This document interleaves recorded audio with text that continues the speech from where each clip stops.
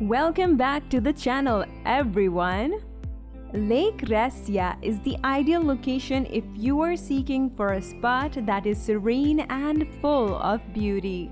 The sole remaining piece of the settlement, which vanished beneath the water more than 60 years ago, is a bell tower peak rising from the water. Watch on to learn everything there is to know about Lake Resia.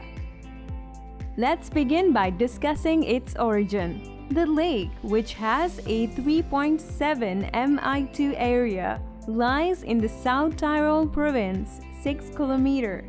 The Royenbacka, Karlinbacka, and Adige rivers all feed Lago de Resia, commonly known as Lake Resia, and the Adige River drains it. Its history began in the 1950s and it is close to the Swiss and Austrian borders. It has a height of 1,498 meters above sea level and a maximum depth of 28 meters. The only thing that remains of the old town of Curon is the bell tower. Lake Resia is a well-known tourist spot that is open all year round. You can arrange a seat on the daily boat tours or explore the lake's surrounding paths to hear the haunting bells of legend in the winter and the summer. Where can you stay close to the lake? Then, the Sea Hotel Panorama Relax, which is close to the lake and has excellent amenities, is the most suggested place to stay. Additionally, a variety of motels close to the lake are accessible based on your needs and price range.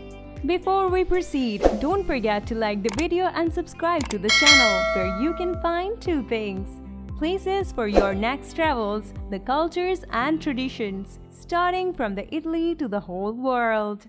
Let's now discuss how to reach Lake Resia. Well, the lake is situated in the Venosta Valley beside the Passo Resia mountain pass, which in essence links Italy and Austria. From the major Italian airports, you may fly to Bolzano in South Tyrol.